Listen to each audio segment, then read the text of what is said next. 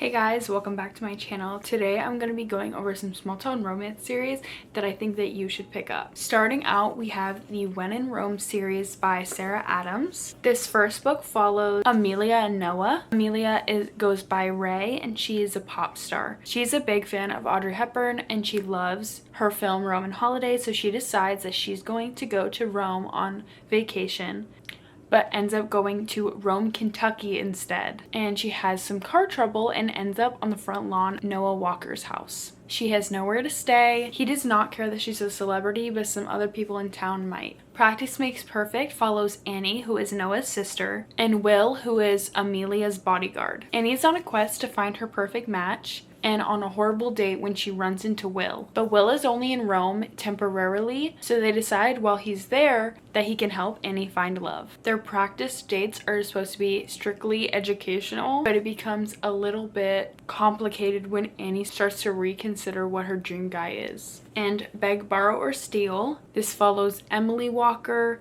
who is Noah, Annie's sister, and Jack Bennett, who is her rival. They met in college, got off on the wrong foot, and ever since then they have been on the same career path. And they're both second grade English teachers. Jack leaves town to get married and move away, and Emily starts to wonder why she can't stop thinking about him until he moves back and moves into the house right next door to hers. Emily is not happy with this situation. Jack is determined to end their rivalry. He is a pretty popular author who writes under a pen name, and she has just completed her final edit of her debut novel. And when she accidentally sends a copy to her boss, she asks Jack for help to get it back so her boss never reads it. I love this series. The next book is coming out soon.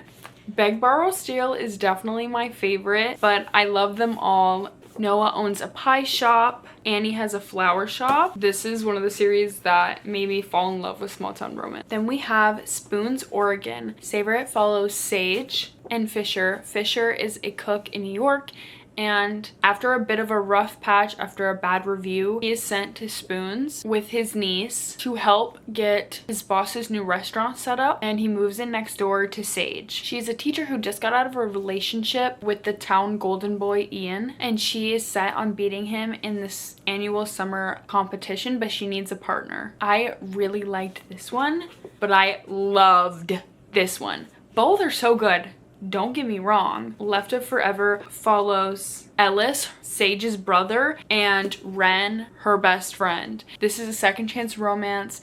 They dated in high school and had a kid together, got married. Things got pretty rocky in the relationship and they got divorced. Ever since then, they've been co-parenting. Ellis works as a firefighter. He's out of town helping after a big fire. Ren starts sending letters to these first responders, asking questions about a horse that she saw on the news that got lost during the fire. He happens to be the one that opens these letters and starts corresponding with her back to back, but she doesn't know that it's him. After they've been communicating, he realizes that he misses her more than he thought. So when their son is going off to college, Ellis proposes that they drive up together, and on the way back they make a road trip out of it and stop a few places and see if they can rekindle things.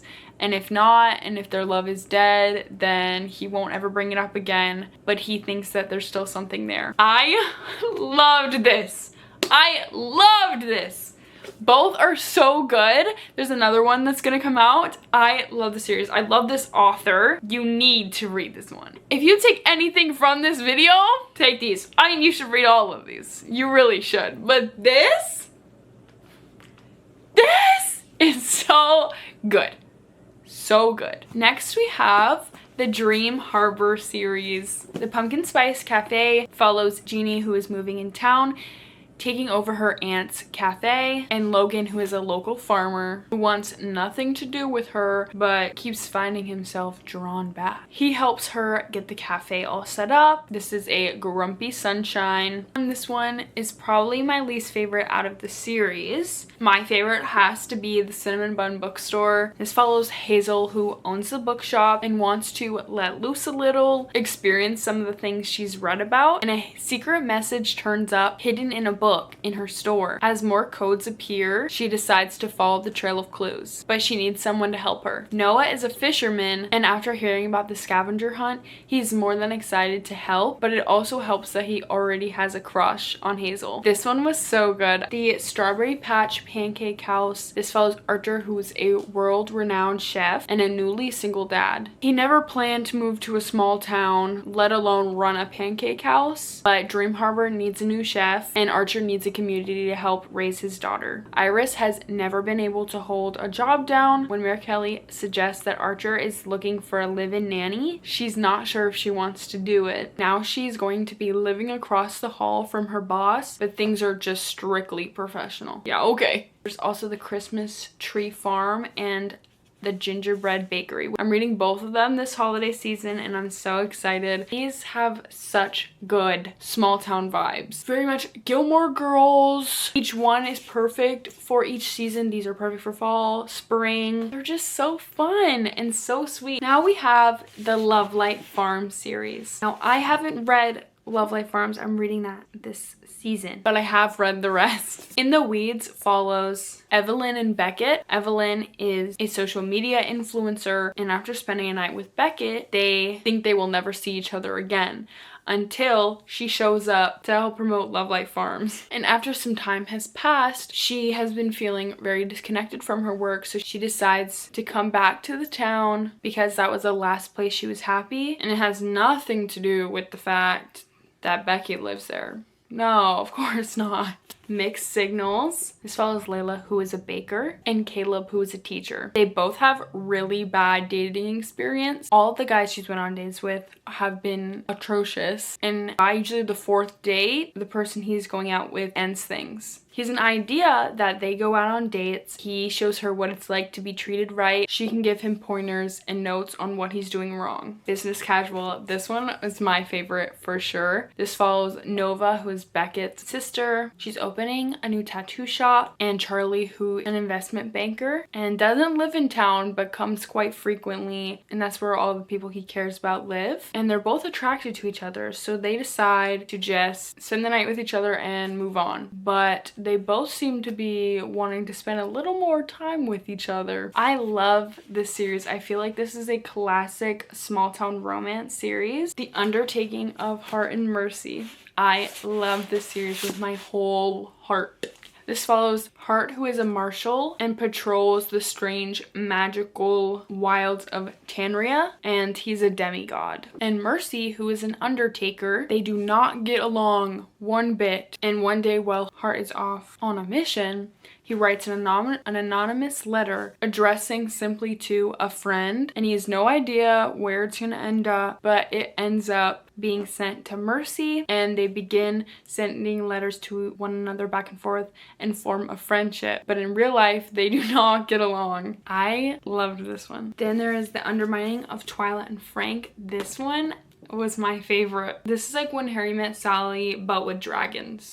Twyla and Frank are both Tanria marshals, and they're best friends and neighbors. And Frank's wife left him years back, and Twyla's husband passed away. And on the job one day, they discover a dragon-sized footprint. So a specialist comes out to figure out where these dragons are and what to do about them, and he asks Twyla out on a date. Frank gets a bit upset because he thought this whole time she didn't want a date because of her husband passing away, and he's been pining this whole time. This was so good. Slow burn, like 14 years of slow burn. Insane. Actually insane. Then there's The Undercutting of Rosie and Adam. Rosie is an immortal demigod and a marshal, and after going through a portal that seemed to not be working right, the creator Adam must come in person to repair the damage. But the portals go down and they're trapped on the other side in the mist, and while trying to figure out how to get out,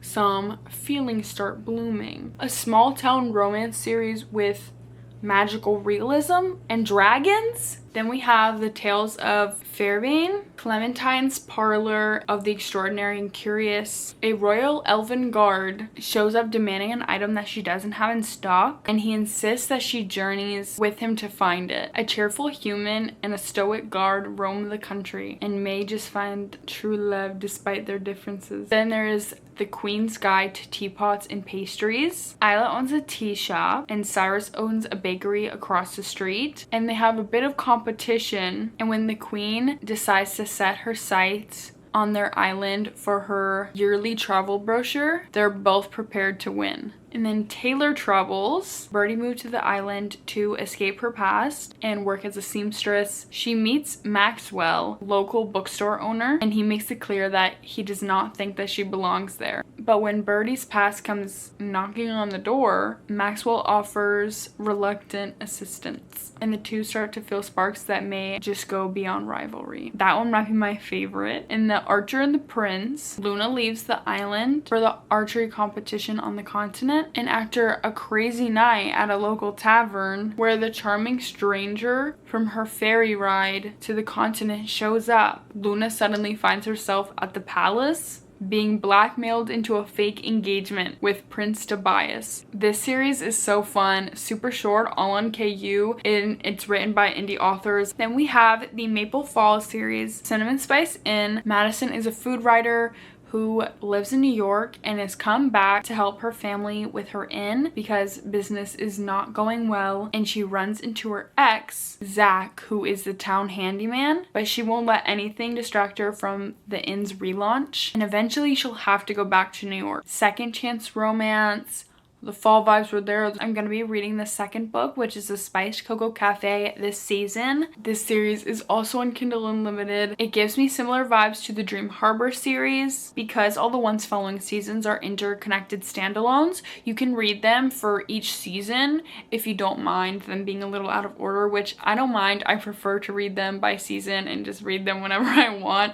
And that is all for today's video. Let me know if you have any specific recommendations you're looking for. I had a lot of fun doing this video. I love all of these books. If you've read them, let me know. Let me know if any of these caught your eye and which ones you plan on reading. And if you've read any of these, I would love to chat about them. Make sure to like and subscribe, and I will see you guys in the next video. Thanks so much for watching. Bye.